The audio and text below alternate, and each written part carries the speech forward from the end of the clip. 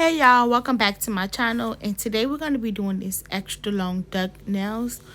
I'm doing the duck nails a little bit different. I actually went ahead and cut the tapered square nail tips first, and then I'm going to use my stiletto nail tip and I'm going to flip it around and cut it like that. I'm not going to lie, you guys, this process took me a little too long to do. I did not think it was going to take me this long to do. I felt like I don't think I would do this process again like this. I have to find another way to do it because I feel like nails already take a long time to do. So anything that makes my process any longer, I just be over it. So I gotta find the extra long duck tip that's already this long where I don't have to fix it up like this because it took too long, guys. I could not do it. As you could see, I had to make sure all of the nails was even. I felt like the nail tip was too big. It was just a lot going on. I didn't want to leave too much space in between where it would cause my shape to look weird. So I had to make sure it was perfect. And I'm a perfectionist. Like, I like to make sure everything I'm doing is perfect. So it do take me a little bit more time to do nails because I make sure I don't leave my clients out looking crazy. And this was a lot. It took too much time. I end up getting it done, as you can see, but it just took too long to do. So next time, I think what I'm going to do is already get my, look for some duck nail tips that's already super long, and then all I'll have to do is do like the moon shape.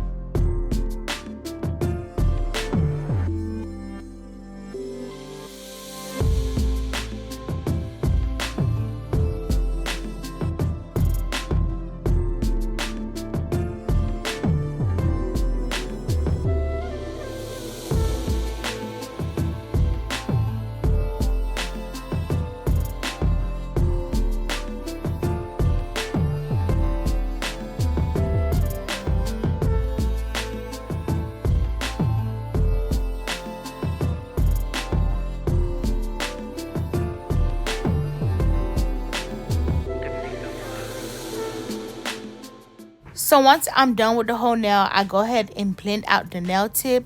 I apply my Young Nails protein bond, and then I go ahead and do like a layer of speed clear on the nail just to make sure my client doesn't break a nail. So I always add, like for my extra long nails, sometimes you will see that I will add a speed clear layer, and then I will go ahead with the color acrylic. So the color acrylic I'm going to be using today is actually from Amazon, you guys. I can't remember the actual name of it, but I will have it listed down below. And I actually like the color. I found it was going viral on TikTok, so I was like, let me give it a try. And then when I look, I'm like, oh, this is pretty. So I ordered it, and the consistency is very great. So you guys, I will have it listed down below. Go ahead and check that out. I'm going to also have it on my Amazon storefront. So what the nails I like to do, with extra long nails, let's say this, I like to use my bigger brush. The brush I'm using is a size 22, and it's also on my Amazon storefront. The monomer I'm using is from Young Nails. So because I'm doing extra long nails, I will be picking up way more beads than I will usually be doing. But to be honest, I think because I see that the nail tip is like I had to create the tip of the nail. So because I had to create the tip of the nails, my biggest thing is I didn't want it to look like I had to create the tip of the nail. So I really had to make sure the nail was balanced out very well. So I would rather me put too much acrylic and then have to drill it down and make sure it's nice in shape than for it to be less acrylic and it looks more like see-through and bumpy and lumpy and stuff like that. So when you're doing this, you just want to make sure you have enough acrylic onto the nail where you build in the apex, and then also where that nail tip is at is good enough where it's going to look like a whole nail instead of pieced up nails, like you created a nail. So I want it to look like this tip was made like that versus it being cut and then had to use a whole nother tip. You know, you guys see what I had to go through. But like I said, you want to make sure you have the nail built up perfectly fine, because you do not want that glued piece that you done glued up to make the nail the duck shape to come apart. So I make sure I shape it up at the end, and I do make sure I have a great apex. I make sure the nail is perfectly fine, everything is good. And like I told you guys, this acrylic is very nice and it's on Amazon and it's affordable. I think like it's a 4 ounce for like $17. So I found that very affordable and it's a great acrylic. So I will have it listed in my Amazon storefront. So you guys don't think I forgot about y'all. It's on my Amazon storefront. I actually just added it on there. So you guys can go and shop. And the color I'm using is medium pink, I think. But I really do. I'm going to have it listed down below because I cannot remember the name of the acrylic. I just really don't. I don't know why I cannot remember the name of it. But you guys, it's very good. It reminds me of one of my big brand acrylics that I use. So it's really good. I'm not even going to lie.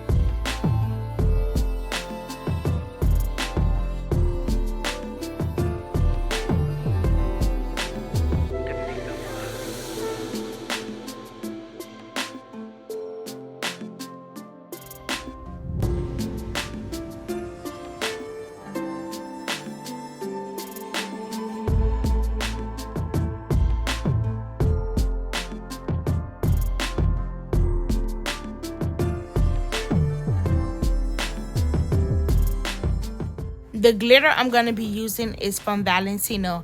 I was actually supposed to use the lighter one because I have two. I have a dark one and I have a light color glitter. But I was supposed to go with the light color. But then I ended up picking the dark one by mistake. But then I actually like the way the dark one looks better versus the lighter one. So I'm actually happy to actually end up making that mistake. Sometimes when you make a mistake, it's for the good. You know, everything happens for a reason. And the whole set came very, very nice together. So the colors looked amazing with each other. The pink that I used and the glitter, it didn't look so far off. So I felt like even if I would have used the lighter color, maybe it probably would have not really been better for me because it probably would have been too close to each other. So I feel like me using a darker one actually made the nails kind of pop a little bit more.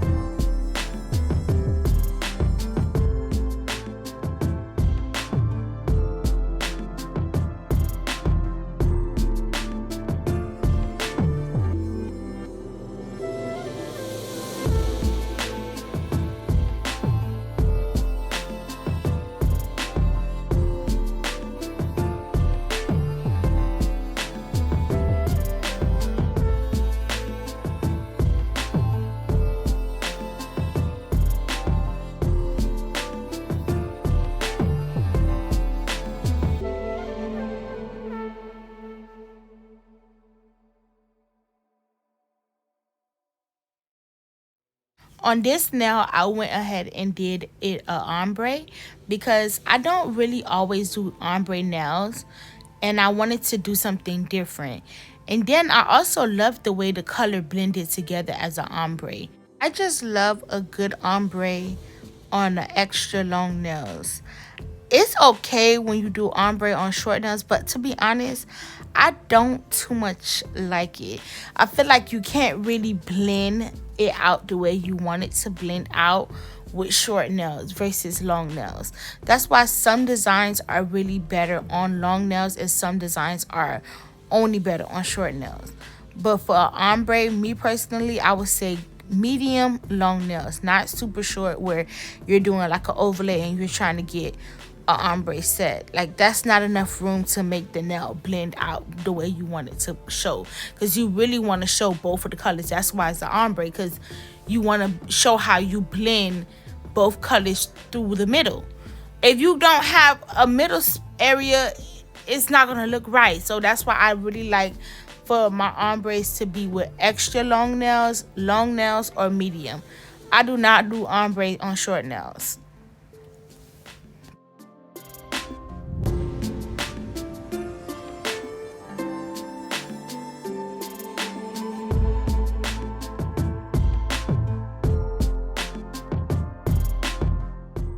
So of course, once I'm done, I'm going to go ahead and encapsulate the nail with clear acrylic.